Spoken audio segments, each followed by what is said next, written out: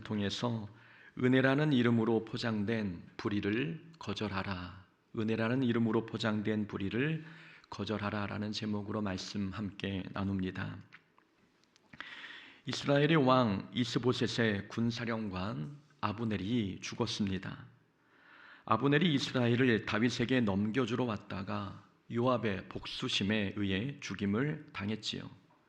이 소식이 이스보셋에게 얼마나 충격이었는지 아브넬의 사망 소식을 듣자 손에 맥이 풀렸습니다.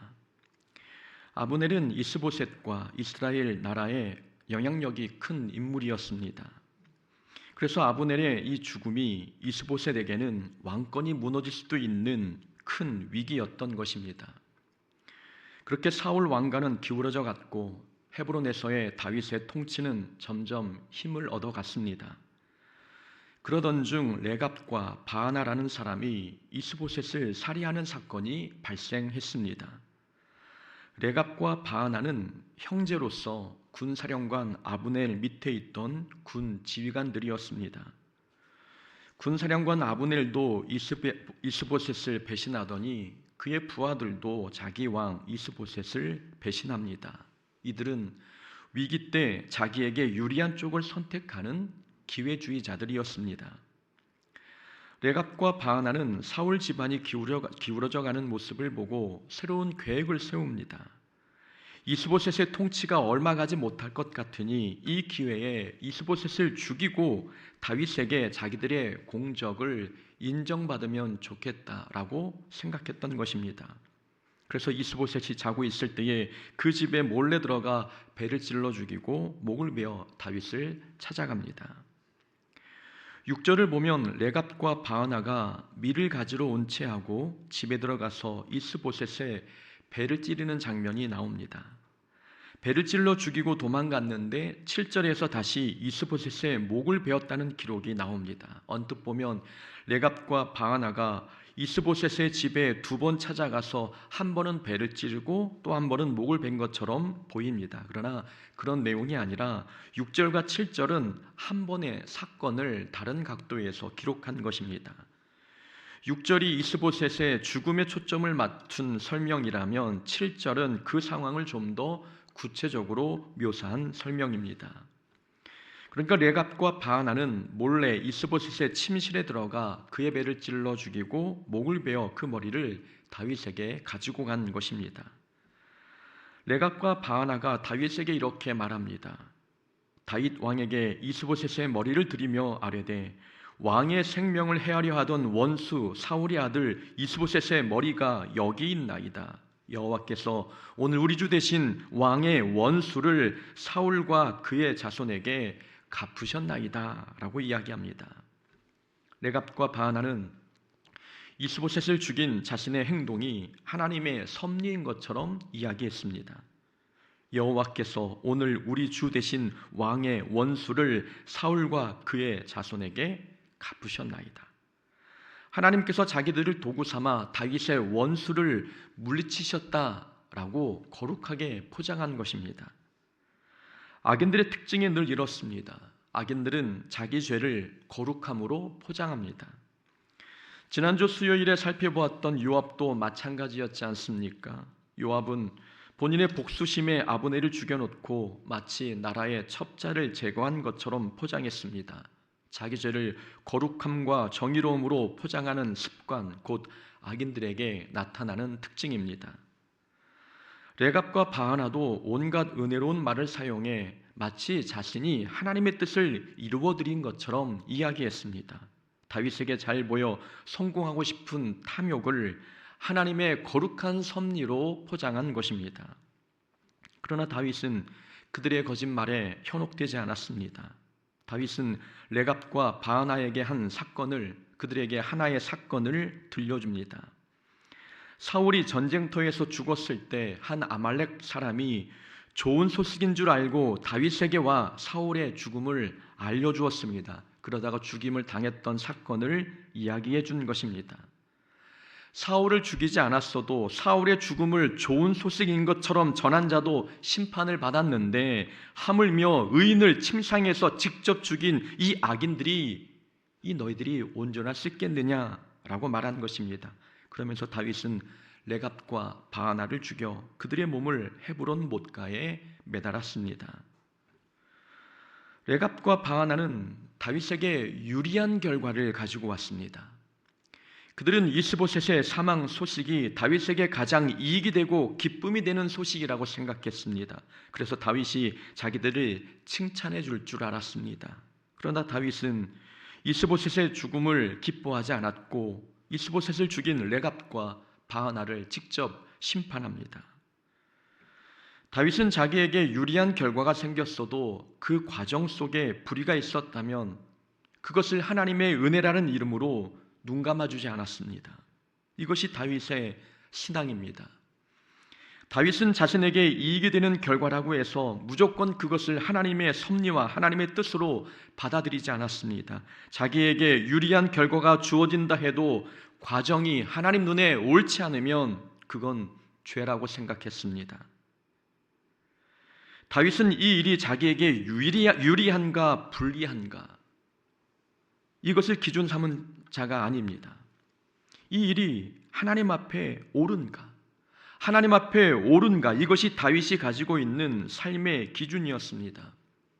그러니 이스보셋의 죽음이 자기에게 통일 왕국을 이룰 수 있는 좋은 기회를 가져다 주었어도 다윗은 그의 죽음을 기뻐하지 않았습니다. 방법이 하나님 보시기에 옳지 않았기 때문입니다. 사람의 마음이 흔들릴 때가 언제입니까? 잘못된 방법인 줄 알지만 그로 인해 자기에게 유리한 결과가 생겼을 때 그때 믿음이 흔들립니다. 불이익을 받는 상황에서 정의롭게 행동하는 것은 그렇게 어렵지 않습니다. 그런데 자기에게 이익이 되는 상황에서 정의를 따지기란 쉽지 않습니다. 많은 사람들이 부정한 방법을 눈 감아주는 이유, 그것은 그로 인해 자기에게 이익이 생기기 때문입니다. 이익 앞에서 모른 척 눈 감아주는 행위, 잘못을 지적하지 않고 침묵하는 행위, 곧 유불리가 살림의 기준일 때 나타나는 모습입니다. 다윗은 레갑과 바하나의 행동에 침묵하지 않았습니다. 다윗 본인에게 유리한 결과가 주어진다고 해도 과정이 옳지 않았기에 다윗은 그들을 죽여 죄를 심판했습니다. 그래, 레갑과 바하나의 말처럼 이건 하나님의 섭리일 거야. 어차피 내가 이스라엘의 왕이 되는 것은 하나님의 계획이었잖아.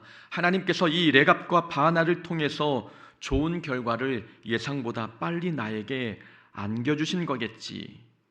다윗이 이렇게 생각했다면 하나님께서 다윗을 과연 기뻐하셨겠습니까? 다윗은 이 죄가 이익이라는 탈을 쓰고 다가와도 그 겉모습에 속지 않았습니다.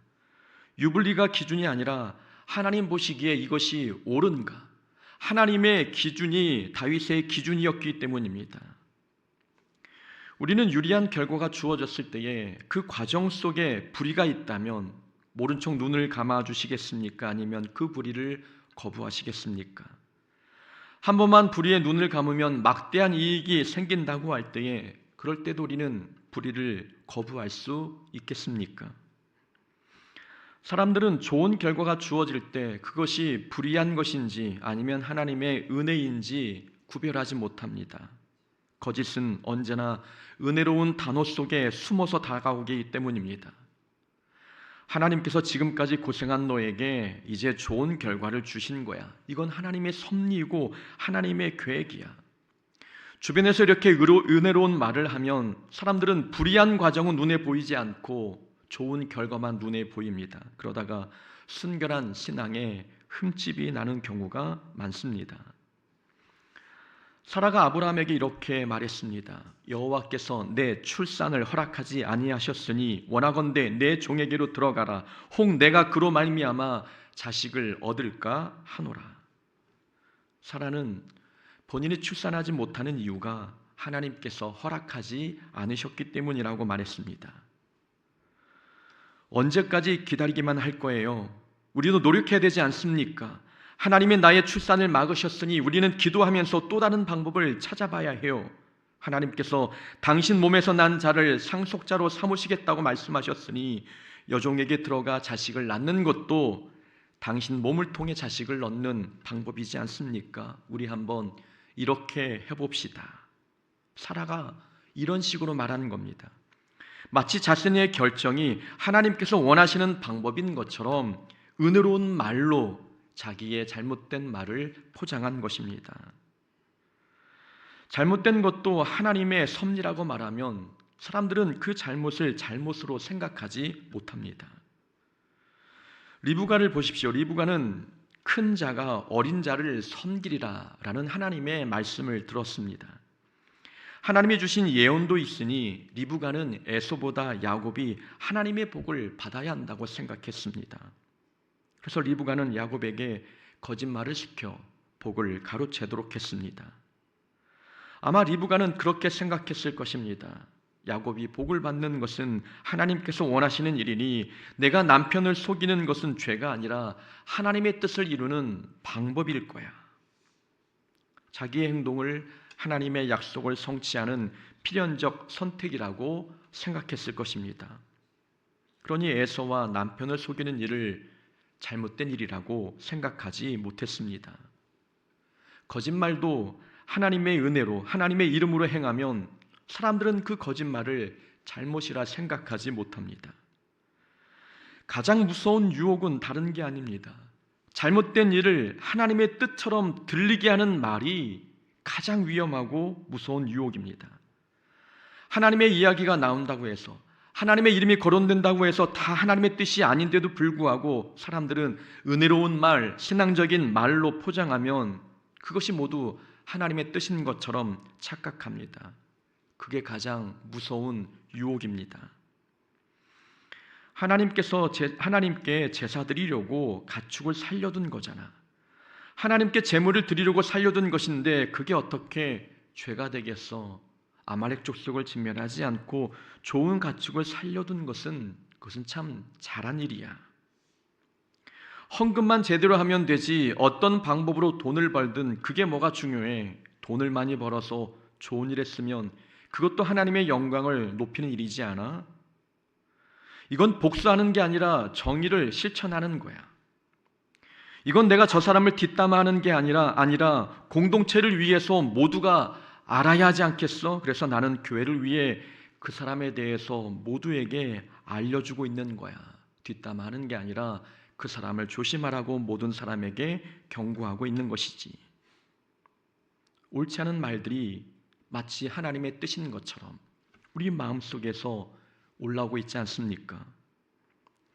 사탄은 끊임없이 죄를 은혜의 말로 포장하며 우리를 유혹합니다. 이때 우리는 이것이 거짓인지 하나님의 뜻인지 분별할 기준이 있습니까?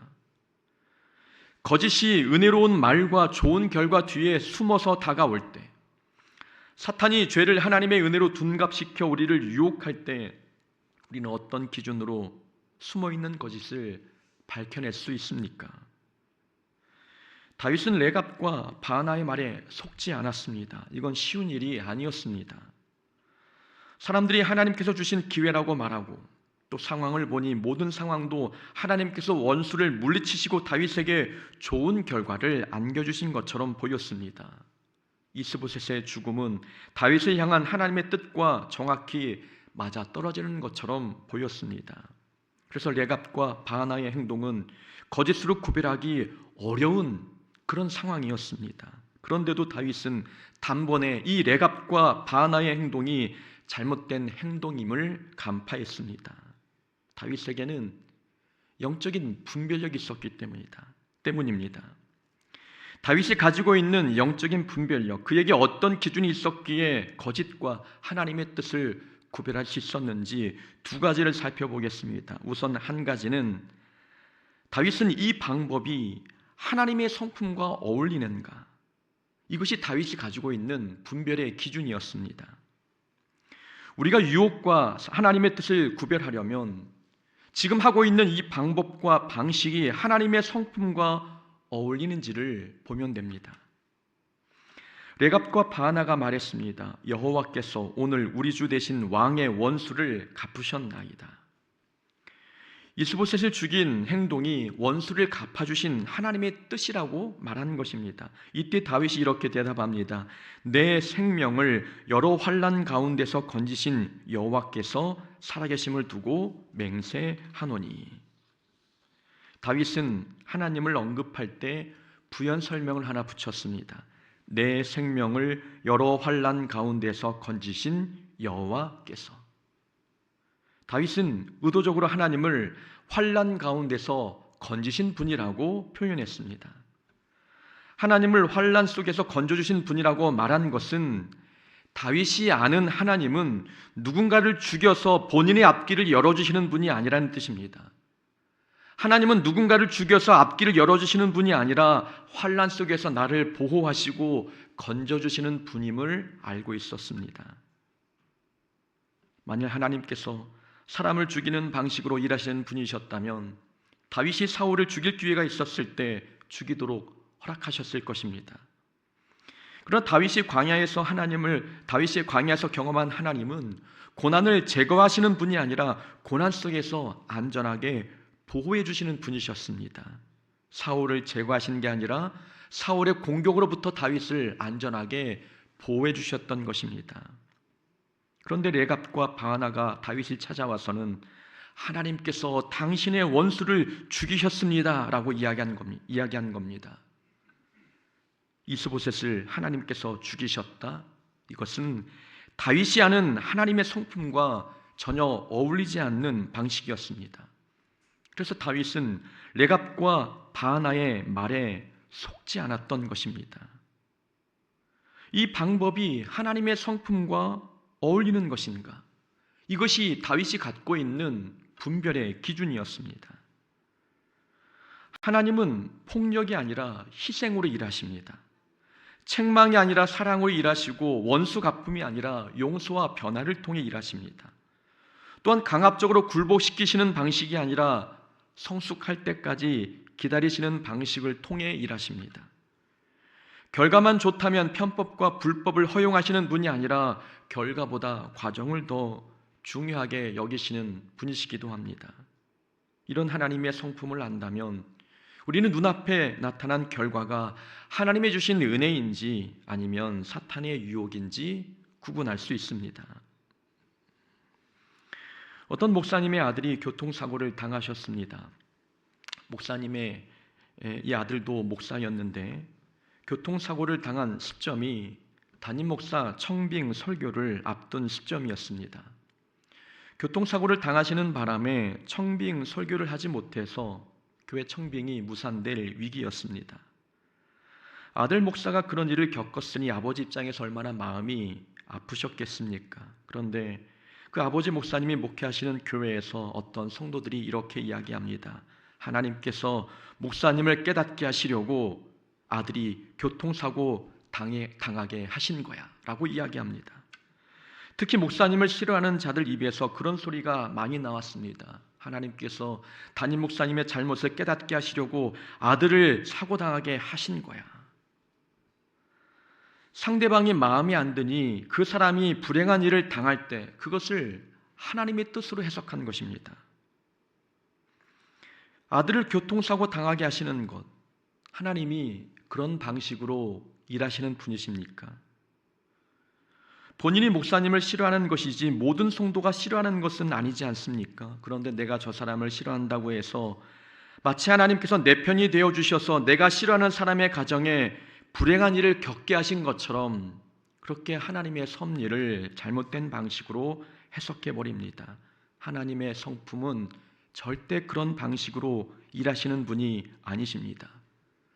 하나님의 성품과 하나님의 일하심의 방법을 안다면 절대 다른 사람의 불행을 하나님의 심판, 하나님의 경고로 해석하지 않습니다. 2주 전 주일 예배 때 예수님께서 갈릴리에서 왕의 신하의 아들을 고쳐주신 사건을 살펴보았습니다. 왕의 신하의 아들을 고쳐주신 곳이 갈릴리라는 지방이었지요. 그런데 본문을 잘 읽어보시면 예수님께서 왕의 신하의 아들을 고쳐주시기 전에 이렇게 말씀하십니다. 선지자가 고향에서는 높임을 받지 못한다 하시고, 갈릴리 사람들은 예수님을 메시아로 인정하지 않는 분위기였습니다. 그런데도 예수님은 그 갈릴리 지역에서 병든 아들을 고쳐주셨습니다.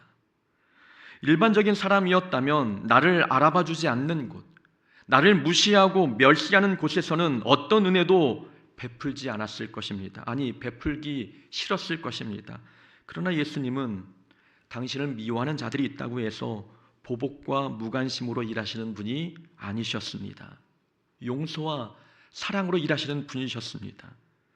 원수도 사랑하시고 오른편 뺨을 때리면 왼편을 돌려대는 것이 하나님의 일하심의 성품이었습니다. 그러니 당신이 멸시받고 당신을 무시하는 그곳에서 불쌍한 왕의 신하의 아들을 고쳐주셨던 것입니다. 이런 하나님의 성품을 알면 우리는 눈앞에 놓인 이 사건과 상황이 하나님의 뜻인지 사탄의 유혹인지 분간할 수 있습니다. 참과 거짓을 분별하는 첫 번째 기준은 일하는 방식이 하나님의 성품과 어울리는가? 지금 내게 주어진 이 결과가 하나님의 일하심의 방법을 통해 주어진 결과인가? 이것을 통해 분별할 수 있습니다. 두 번째 분별의 기준은 하나님의 영광이 나타나는가입니다. 하나님의 영광이 나타나는가? 아니면 나의 유익과 나의 복수심이 채워지는가? 이것이 다윗이 가지고 있는 분별의 기준이었습니다. 레갑과 바하나가 이스보셋을 죽였습니다. 이스보셋을 죽인 이 사건에 하나님의 영광이 나타날 만한 것이 있습니까? 레갑과 바하나는 말로는 하나님께서 다윗의 원수를 갚으셨다고 말하며 모든 것이 하나님의 뜻인 것처럼 이야기했습니다. 하지만 실상은 본인들이 다윗에게 잘 보이기 위함이었고 보상을 얻기 위해 이스보셋을 죽였던 것입니다. 이스보셋의 머리를 가져온 것은 온전히 자기 이익을 위한 것이었지 그 일에 하나님의 영광은 전혀 나타나지 않았습니다. 그래서 다윗은 이스보셋의 죽음을 기뻐할 수 없었습니다.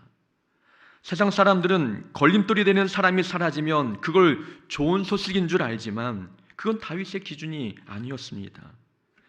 다윗은 본인이 왕이 되는 것보다 그리고 자기의 걸림돌이 되는 자가 불행해지는 것보다 하나님의 영광이 드러나는 것을 더 중요하게 여겼습니다.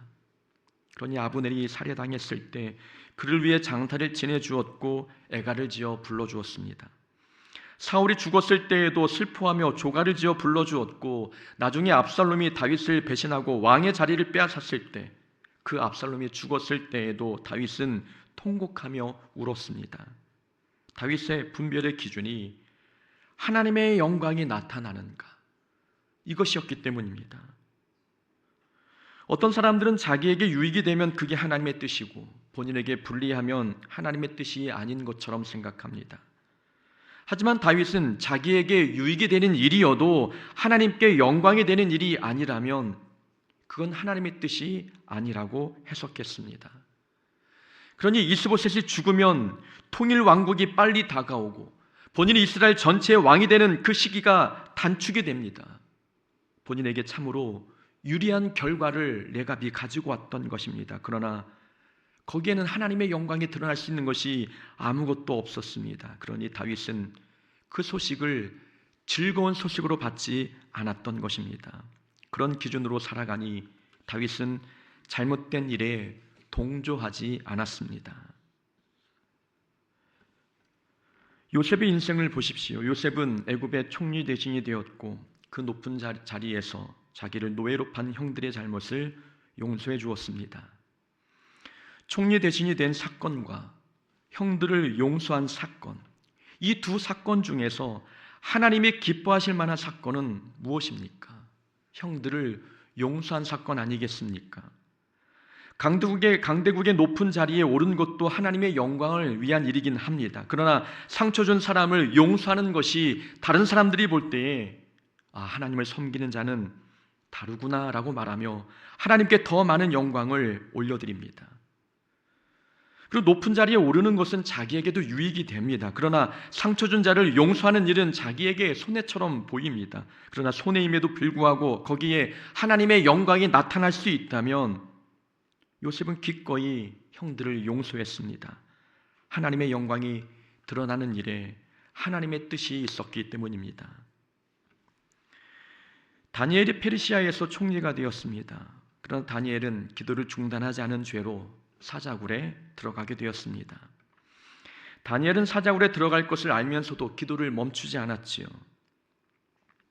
하나님께서 어떤 사건을 통해 더 영광 받으시겠습니까?